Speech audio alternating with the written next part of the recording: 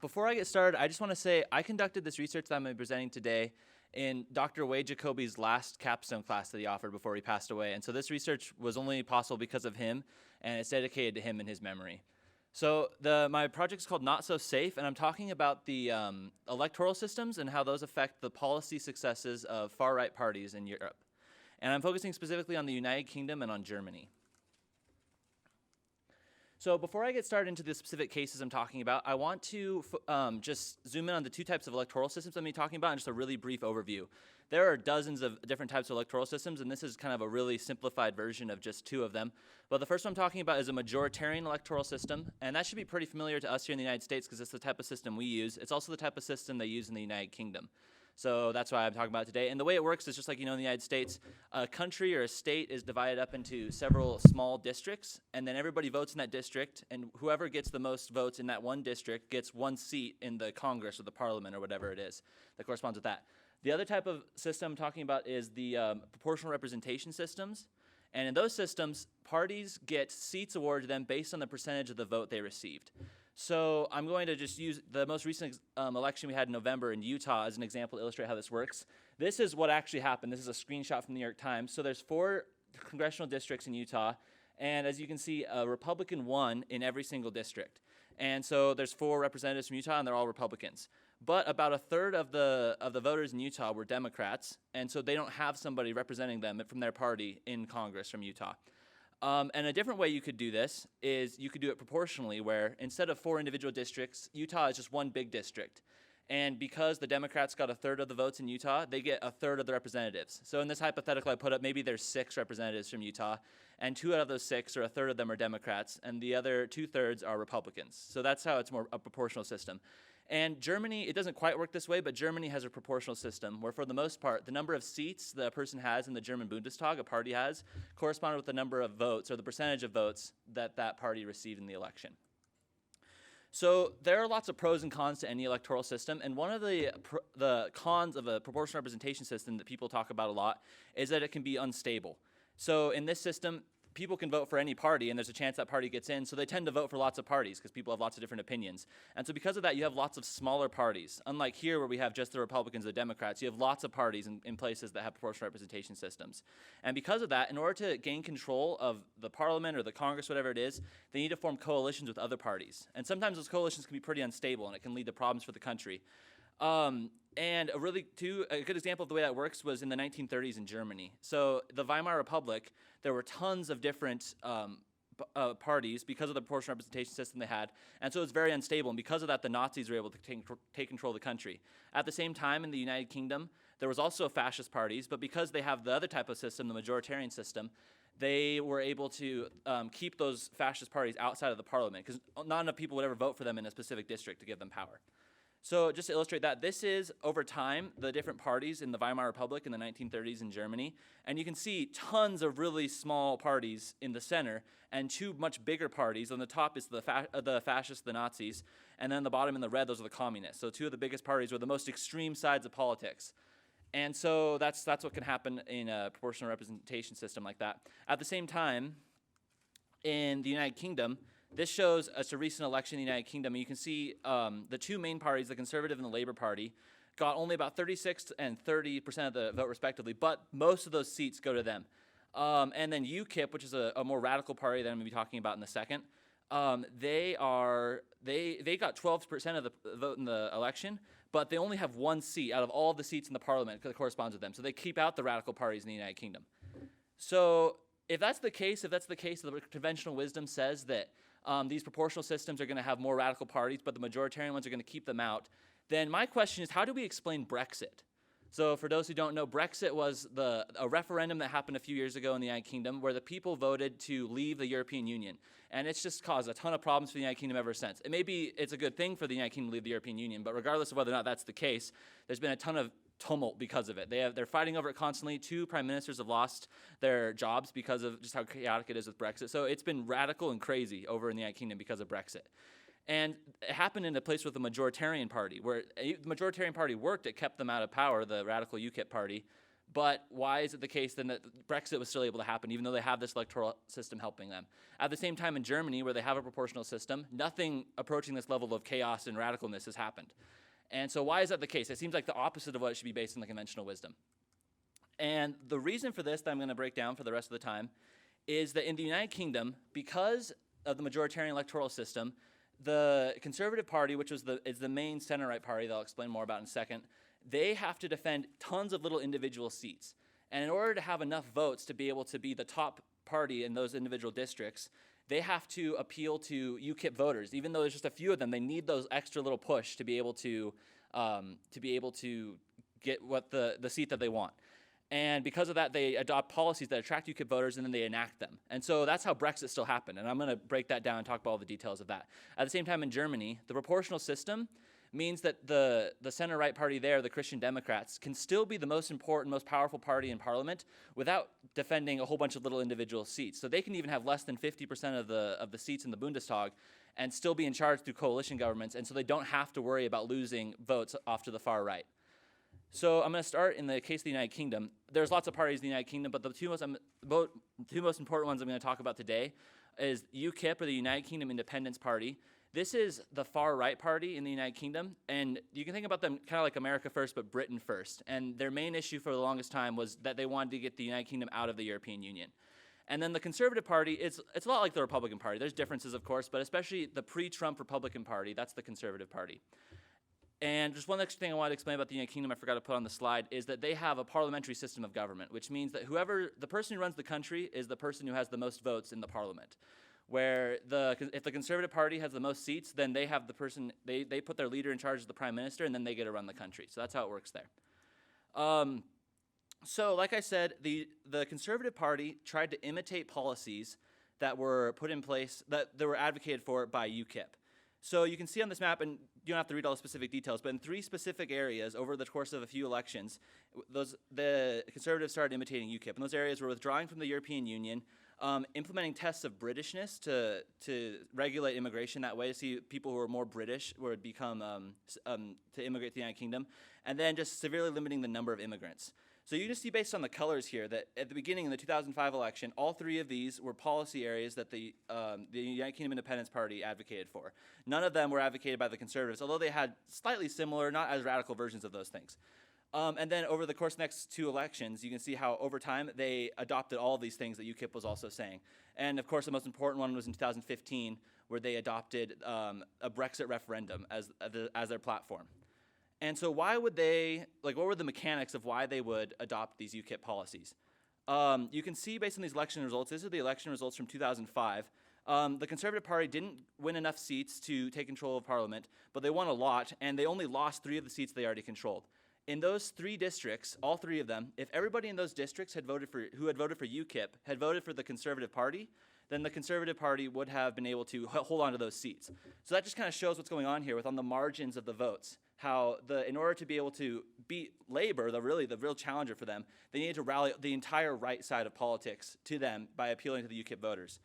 Wrong direction. And the same thing happened in 2010. 3 out of the 2 seats that the Conservatives lost, 2 out of the 3 seats that the Conservatives lost, if they had won all the UKIP votes in those districts, then they would have been able to hold on to those seats. So it just shows how they really need to fight on the edges here to be able to get as many votes to their power as possible. And there's a couple quotes here I want to read that show kind of the thought process here that's going on for the Conservative Party. So this first quote comes from their party manifesto in 2015. This is them talking about why it's so great now that they're offering this Brexit referendum. It says, Labour and the Liberal Democrats won't give you a say over the EU. UKIP can't give you a say. Only the Conservative Party will deliver real change in Europe, and only the Conservatives can and will deliver an in-out referendum. So they're directly appealing to the UKIP voters. They're saying, you have to vote for us because UKIP can't give you this policy. Labour and the Liberal Democrats definitely won't give you this policy. So you have to vote for us. And even this next quote shows how they're worried about they need the UKIP voters so they can beat Labour. This is from David Cameron, the leader of the Conservative Party. He says, come with us, come back home to us, rather than risk all this good work being undone by Labour. So he's directly telling these UKIP voters, we need you. If you don't vote for us, the Labour Party is going to come into power. So then that just shows that they were imitating these policies in order to be able to win these voters on the edges, to be able to stay in power. And they did. They won. They were able to take power in 2015. Well, they kept power. And because of that, they delivered on these promises they had given. By the end of this year, or the beginning of this year, the United Kingdom finally has left the European Union after a long, drawn-out process. It's still up in the air kind of what that's going to look like exactly, but it's happened. In addition, the UK has adopted these Britishness tests that I talked about, like things like language or cultural tests like that for immigrants. And there are significant reductions in the number of immigrants to the United Kingdom. Not as much as either party promised, but they've definitely happened. So that's the United Kingdom. That shows how the majoritarian system in the United Kingdom led to Brexit and these other further right policies happening. So I move on to the German party system. So same thing, lots of parties in Germany, but the two that I want to focus on the most is the Alternative for Germany, or the acronym is the AfD. And that's the far-right party in Germany. And lots of people accuse them of being neo-Nazis. That's maybe true, maybe not, but they are definitely very anti-immigrant and very German nationalist, and they're very far-right for Germany. And then the other party is the Christian Democratic Union, and it's also aligned with the Christian Socialist Union. It's kind of like Carl's Jr.'s and Hardee's. It's just depending on what part of the country you're in is what the party's called, but it's pretty much one party. So, and you can think about them, they're a lot like the Democrats, but maybe with some more socially conservative values. So a little bit further left than our center-right party, the Republican Party, but definitely center-right for Germany. And this is the same type of chart as what I showed for the United Kingdom, but you can see it's kind of going in the opposite direction. So there was lots of these policies that first the Christian Democrats had, but then over time, the AfD, the further right party, started adopting. And part of that has to do with the fact that the AfD didn't exist until around 2013. But even after that, they still were adopting some things. So those are things like preventing further EU centralism. The Christian Democrats were talking about that a long time before the AfD was even in existence. Another one is rejecting EU membership for Turkey. So the Christian Democrats said that in 2005, and it wasn't until 2017 that the AfD was saying that. Some of these policies kind of happened, they were at complete odds with each other. So the AfD would say, no, we need to have a referendum to get out of the Eurozone. And the CDU is saying, no, like the Eurozone's great, we want to strengthen the Eurozone and make Germany a bigger part of it. And some of these are the same policy, and they can be seen kind of as further right policies, but they happen at the exact same time. So for example, things like needing to stop the influx of refugees to Germany, and also needing to make the refugees and the immigrants who are in Germany currently have to integrate more with German culture. Those are both things that showed up at the exact same time in 2017 on these two party manifestos. But I think the reason for that isn't so much they were imitating each other. What had happened right before that in 2016 is that Angela Merkel had let a ton of, like, thousands of refugees into Germany. And so lots of people in Germany, all across the political spectrum, were saying, whoa, this is a lot of refugees, and we need to stop this and make sure the people who are here are integrated more. So not so much seeing them imitating each other as reacting to this situation that was outside of both of them is what's going on there. And there's same sort of structural explanations in the voting system and the electoral system for why the CDU would imitate, or not imitate, the far-right Alternative for Germany.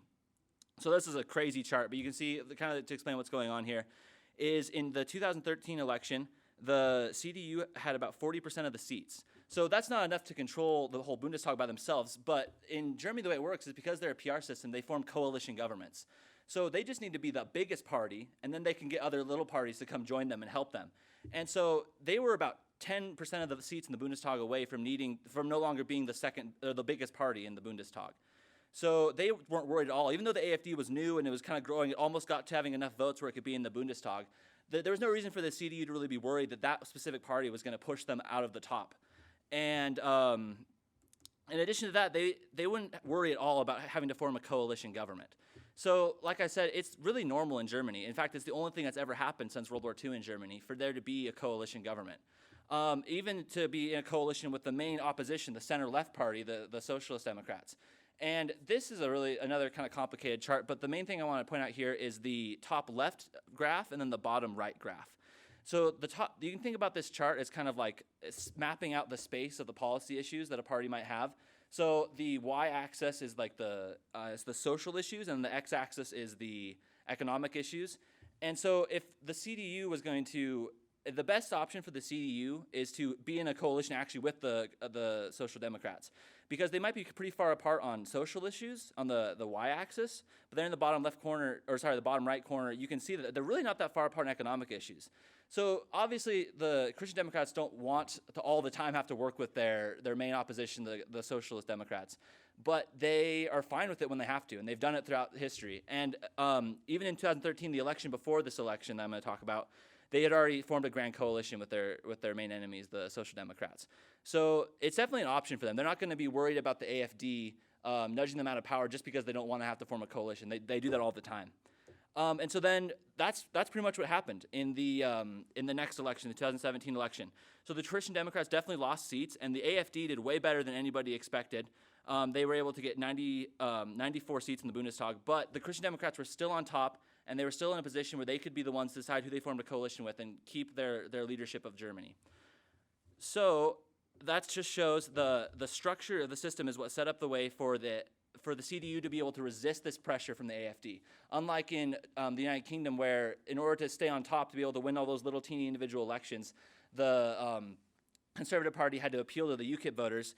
In Germany, the CDU, the Christian Democrats, didn't have to worry about that. They were able to still be in charge without having to change their policies to reflect more of to attract the people who would vote for the AfD. And so the policies didn't change to reflect all these all these AfD policies the way that had happened in the United Kingdom. The one area where something that the AfD really advocated for has kind of become a thing, and it's part of German policy now, is those that pushing for more integration for immigrants to Germany, like I mentioned before. But just because that one policy has worked for the AfD, that doesn't necessarily mean it's because they were able to influence the Christian Democrats. Like I said, those two parties adopted them at the same time. So that's just indication that the Christian Democrats were able to get what they want, not necessarily that the AfD was able to get what they want. So in conclusion, the way this has worked is that while PR systems were successful at keeping a radical party out of office in the UK, having a majoritarian system was successful at keeping a radical party out of office in the United Kingdom, it didn't matter because the more radical party was able to influence the centrist party into adopting the legislation that they wanted. And the opposite happened in Germany. So that just shows that conventional wisdom isn't necessarily the case. You can't necessarily argue that, oh, we want to have a more stable system, so we're going to choose majoritarian over proportional representation. A majoritarian system might just open the door up for a radical party to hijack the agenda of a more centrist party. And that's all I have. Thank you for your time. So let me just introduce here our second speaker. We want to thank Braeden again for that really engaging and interesting discussion, right? And you probably didn't hear my introduction of Braeden. Let me just mention he's a political science major, European studies minor from Everett, Washington, and he is planning on going on to PhD programs in political science. So Morgan is a European studies major from Cottonwood Heights. She's minoring in Russian and global business and literacy.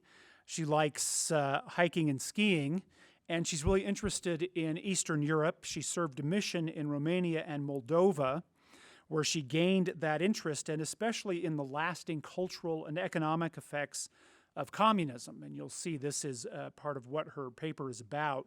And after graduation, she wants to go on to get a Master's of Public Administration degree and work in social impact, helping nonprofits measure their impact and scale their interventions. So let's go ahead and turn the time over to Morgan, and then after her talk, we'll have some questions for the speakers.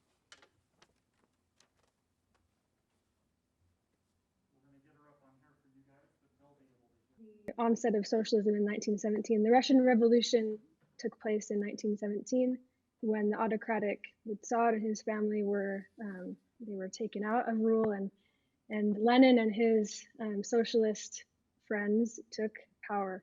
So the people really liked the idea of socialism for the most part. So this was kind of an interesting question: is why was socialism so attractive to so many people? And I think one of the main reasons is because at that time in Russia, the majority of the citizens were peasants, and they weren't educated for the most part, and they weren't happy with the autocratic rule that they had been dealing with for forever in Russia, basically. The class structures were very rigid, and so socialism promised to get rid of that and to have a more equal and kind of happy society. That's what they promised. And so specifically Marxism promised to bring to the front the common interests of the entire proletariat. So in this new socialist planned system, this came with a planned economy. So they did not have a supply and demand system, which is one of the main things that we'll be talking about today, is how this planned economy brought about the fall of the Soviet Union in the end. So market forces and the laws of supply and demand were non-existent in the planned economy, and rather they had set prices and committees that did all this, that kind of made the supply and demand, or they created it themselves. And so from this, the underground economy rose up, and kind of it came alongside the planned economy, and they actually became integral. You couldn't really pull the two apart by the 1970s. So some of the reasons why the underground economy existed in Russia was, one, because of insufficient products that reached the people, an overemphasis on reaching planned targets rather than demand, like we just talked about. And also for many Soviet citizens, this led to the need for speculation, corruption, bribery, just in order for them to survive. So they actually ended up having to rely on the underground economy rather than just getting what they needed from the state economy, because they weren't getting those things from the planned system. So we're going to talk about some major contributors to the underground economy, which in the end, it played a major role, as we talked about, in destabilizing the Soviet regime's ethos and contributing to its downfall. So the three things we're going to talk about today are: one, systemic inefficiencies in the planned economy; two, the misallocation of resources, so their products, what they're producing; and three, the corrupt practices between factories, party officials, and the common people. So first, systemic inefficiencies. Over here we have on the left kind of this flow chart of who reports to who. So we have the Communist Party, who then underneath them is Gosplan, is this planning committee that's, if you look at the right, it's more of a specific look at what kind of committees fall under Gosplan just in their committee themselves. And so they're over pricing and resources, and underneath all of these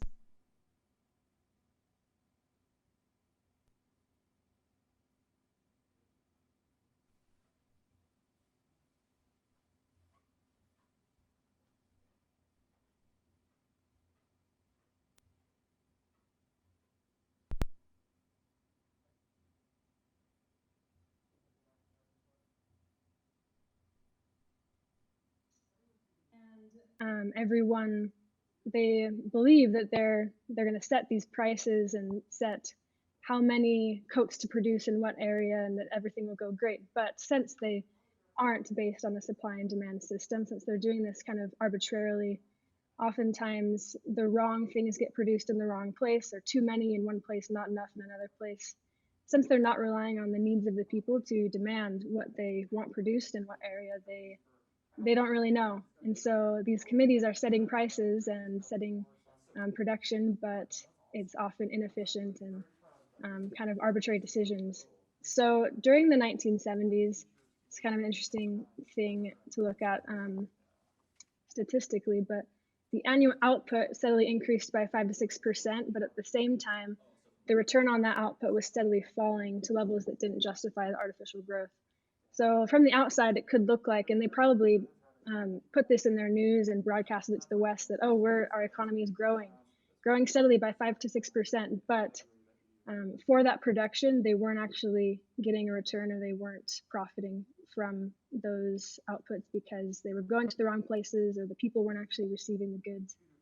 So they were actually suffering because of this inefficiency from the planned system, because it rewarded outputs instead of actually meeting the needs of their customers or their citizens. Something else of note is that the static efficiency of the Soviet planned economy was 34% of American efficiency at this time. So just to compare it to the Western capitalistic economy of America, for the same inputs of capital and labor, the Soviet Union's output was considerably lower than the United States output. And Brezhnev, we're going to be talking a little bit about what his thoughts are throughout this whole presentation. But so he realizes he's not oblivious to these issues, especially with Gosplan. So he's quoted as saying, "Gosplan is being liberal while the organizations behind it are being irresponsible. We no longer have a plan in the sense of an organization that would define our strategic perspective and tightly control the course of our economy." So Brezhnev was, he was pretty conservative, you could even say that, in a socialistic way. He relied on the structure and how things were. He didn't like any kind of innovation. But yet he did realize that there were some issues in the planned economy and how things were going. But the way that socialism and the economy was actually set up, he didn't know how to change those issues besides what they were already doing. And another thing is that the workers didn't actually have incentives to produce. Since they have this planned system, there was no incentive for them to actually reach the targets beyond what their specific quota was. So there's a story I want to tell about this. Brezhnev once visited a tire factory. We have this poster over here, tire factory. So he visited a tire factory and asked the workers what they were producing every day. And they said, oh, we're producing 3,000 tires. And he said, well, why aren't you producing 9,000 tires? That's your projected capacity for this factory. And the workers responded and said that, well, our manager, our director said that we don't need to reach that capacity for another 9 months or so. And so this number, this arbitrary number of 9,000 tires, Brezhnev was mad that they weren't actually producing at that number. But the question is, who actually set that number, and is that even is it feasible? Is it needed? Where are the tires going, and why do the workers have an incentive to produce that much if they're not actually going to be compensated more because of more production? And if they're given time to reach the max production, then why would they reach it beforehand? So in this planned system, there were no incentives for growth or for progress. So it's another issue and what contributed to systemic inefficiencies in the planned economy. Secondly, we have a misallocation of resources, kind of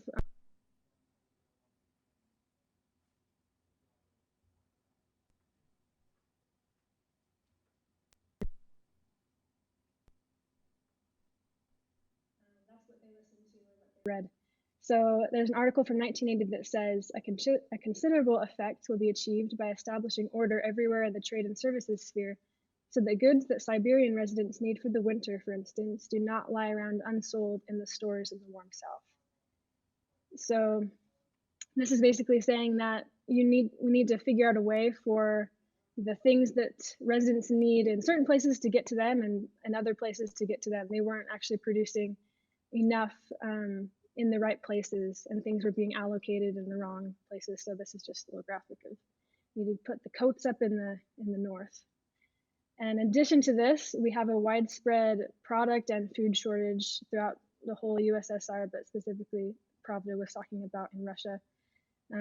People couldn't find toothpaste, shampoo, bread, these basic products because of a misallocation of the resources. So Brezhnev also wasn't oblivious to this, and he said in the 1973 Communist Party Year Review that 67 million tons of metal goes to waste in the factories. We produce 3/4 less material from 1 cubic meter of wood than the capitalist countries, and that an extremely large amount of grain that was collected this year was stored in piles out in the open air. It rotted. So this kind of goes back to just in general, the planned economy was incentivizing producing lots of things at once, producing or a focus on quantity rather than quality, and rather than actually getting those goods to the people that needed them. Every committee, like we talked about in that flow chart earlier, that could be the same for in a factory plant. There were different committees and different rungs of who reported to who. So everyone was concerned about meeting their quota and having them and their team look good. But as they focused on that, the whole of society, the whole of the economy wasn't prospering because they weren't working together. It was kind of like they were all in competition with each other just to have them look good. So they were producing a lot, giving out good numbers, but the quality and allocation of where those numbers went, it wasn't working. So thirdly, there was corrupt practices in the Soviet Union. So oftentimes the products, they weren't only misallocated, they actually just skipped the state stores and they went underground economy. So this is a little graphic poster that says there's no hats, and the caption underneath says, the instance when hats are always sold out can last forever in this store. Until the director of the store is fired, the invisible hats will appear. So it's kind of saying that even the directors of the stores or the bosses, whoever manages these stores, are taking the goods that they're given and putting them directly into the underground economy, because either they could get a better profit for it, they could change the price, which is interesting. In the underground economy, it was more of a capitalistic system because they didn't have to rely on this planned structure. They could set prices based on supply and demand. So it's kind of interesting to note that even in the Russian planned economy, they naturally went back to a more capitalistic structure in the underground economy based on supply and demand. So I have another story about a man named Vil Dorofiev, who is a Pravda reporter. He went to a city named Krasnodar, and he was kind of there on a reconnaissance mission to see why Krasnodar wasn't supposedly receiving the goods that they needed. And so he went into this place. He called it a black hole, which was just this. It was basically a underground market, a black market. But there were officials kind of guarding or looking outside of this market. And he came out with bulging pockets full of illegal contraband, speculated goods, and the officials didn't do anything. They obviously saw him and they saw what he had, but they didn't care. They turned a blind eye to the situation. So he concluded, or he asked these questions in his article that he wrote. How do consumer goods bypass stores and get to flea markets without anyone noticing? Why do officials from the appropriate services persistently fail to see the black holes through which these goods disappear? So he concluded that the officials were in on it. Everyone, from the officials, the common people, the party members, everyone knew that the underground economy and the black markets were thriving, but they were all involved because they all benefited. And there wasn't really a way to separate the state planned economy from the underground economy. So yeah, like I said, all levels of society were involved, but yet we have these posters and these calls to action to stop and punish harshly those who take money without work, or to appeal to the communist ideology of to live and work with a clear conscience is the primary promise of a communist. So everyone on the outside is denouncing the underground market, but they all participate in it, or they all receive bribes or give bribes in some way or another. This is another. I thought this was kind of funny that they had a series called "We Learn from Lenin." They love Lenin even up until the end of the Soviet Union, even today. Shrines to Lenin everywhere. But he says to keep an exact and honest account of finances, manage efficiently, don't steal, maintain the toughest discipline on your job. So this is to help people to not speculate, not steal, not take things from the state stores and put them in the underground economy. But yet, it didn't ever really work. And one other reason why the underground economy and these corrupt practices thrived was the Western influences that especially the youth were prone to see. And for instance, the planned markets or the committees weren't actually producing the kind of goods that the youth wanted. So for example, the youth wanted Levi jeans or these handbags that they saw in the West from illegal programs that they tuned into, or other ways that they found out about Western style. So they wanted these goods that weren't actually produced or found in the Soviet Union, because we had these old men in these committees saying what kind of jeans we should produce.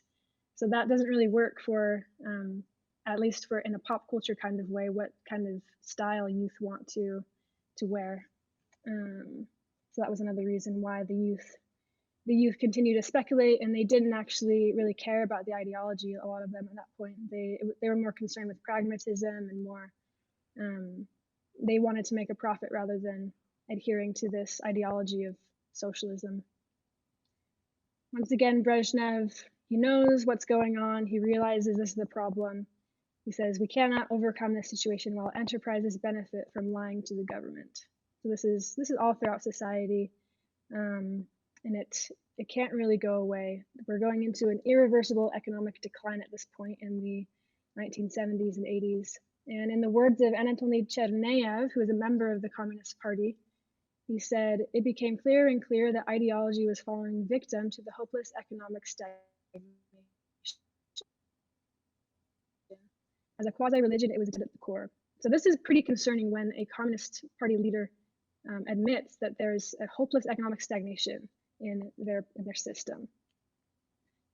Right here we have a timeline of the ideological decline in the USSR, which of course, this might be oversimplified. There were obviously people in the 1970s and 80s that staunchly believed in socialism and that it would work, but there were also a lot of people that that didn't really see its benefits, so they didn't, especially the youth, that didn't understand the drama and the revolutionary fervor of 1917.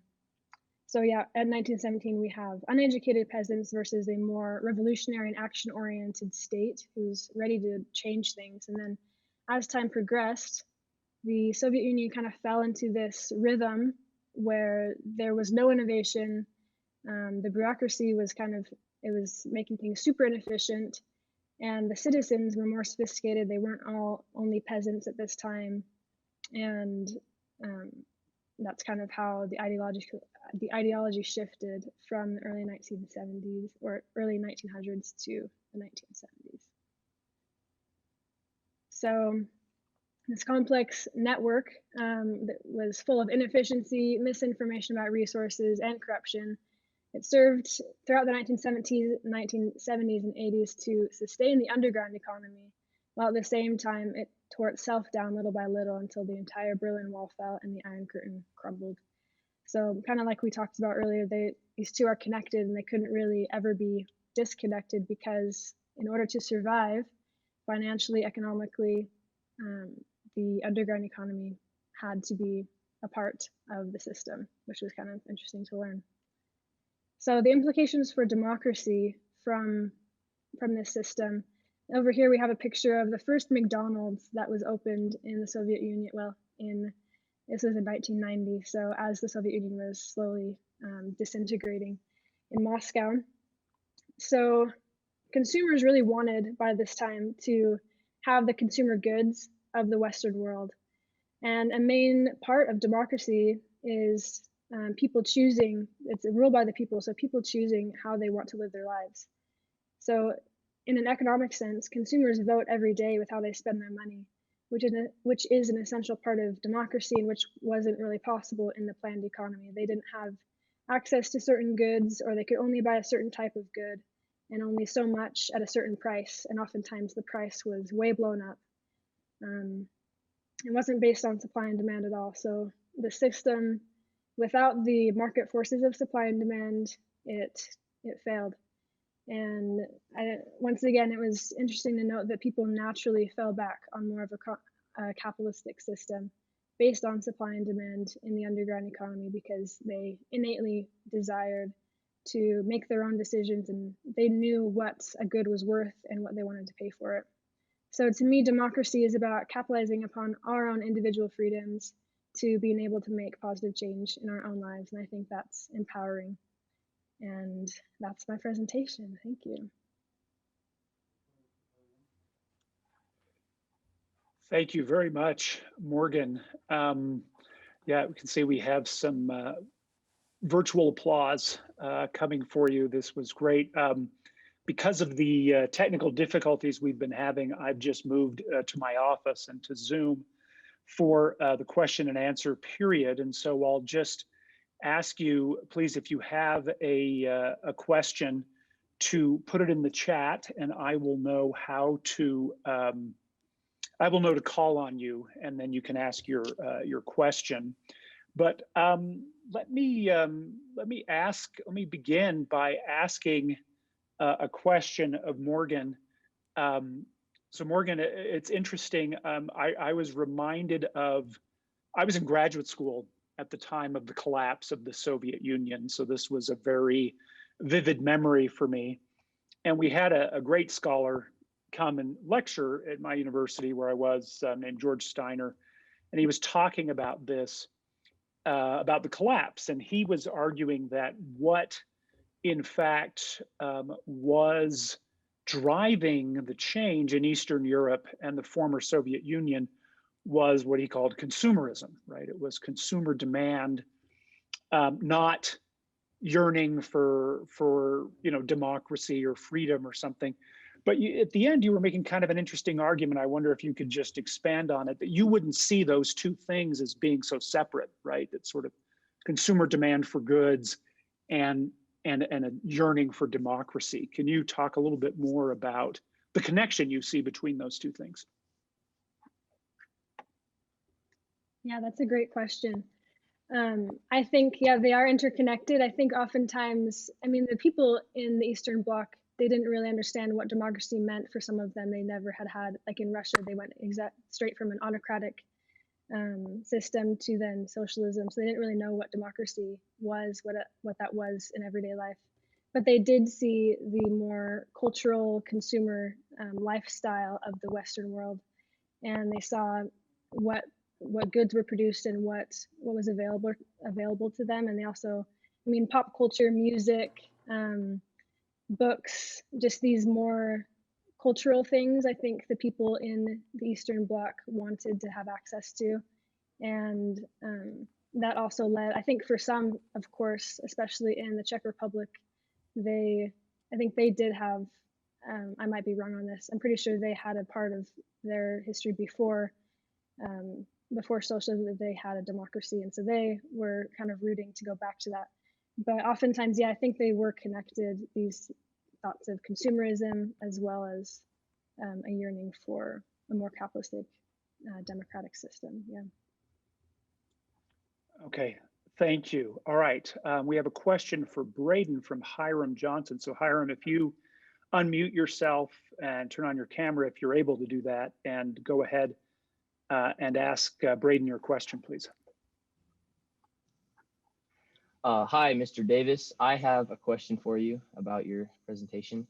So in your opinion, if the electoral systems of the UK and Germany were reversed, so if the UK had a PR system and Germany had a majoritarian system, do you think that the outcomes, like the agendas of their far right parties, would be different? Like, do you think that England or Britain would still be in the UK if they used a PR system?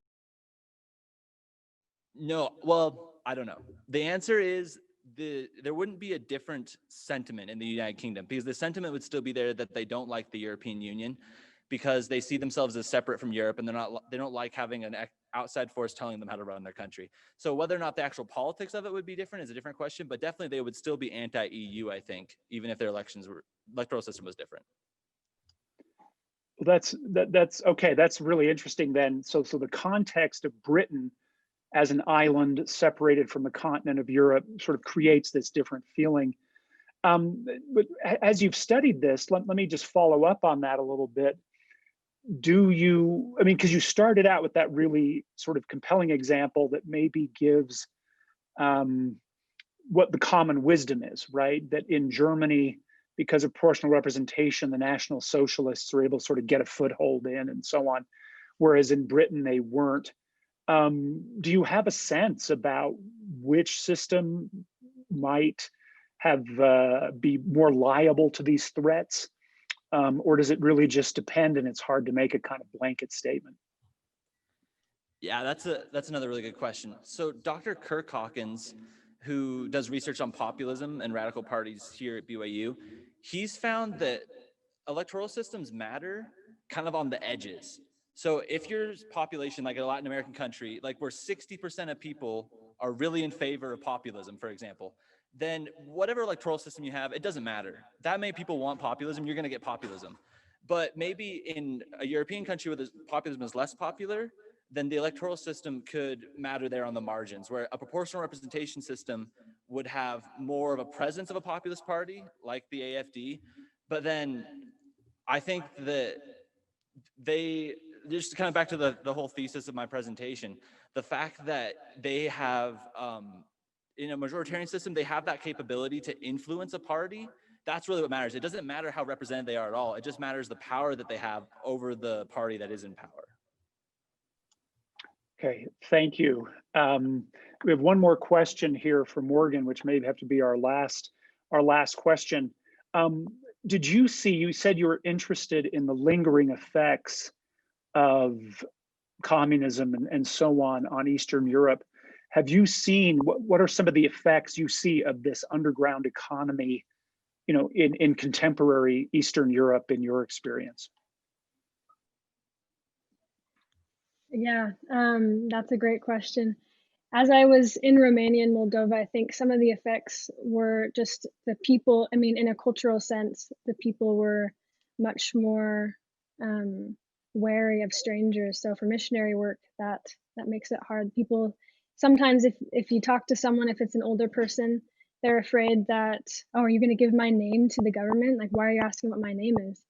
And so those kind of effects of everyone is kind of against each other from no one wants to be turned in for doing something out of line. That was a big effect, as well as just the bribery and kind of corruption politically that was lingering. Romania right now, it's a second world country. Moldova is a third world country. It's the only third world country in Europe, actually. And so there still is a lot of corruption that they faced in their political system. And Moldova, especially, is kind of being pulled by Putin on this one side, and they just had an election and actually don't know what the result was. I think it was contested, or they were still going over who actually won. But one of the contenders was more pro EU, and one was more pro Russia and Putin. But yeah, they're still dealing with those effects.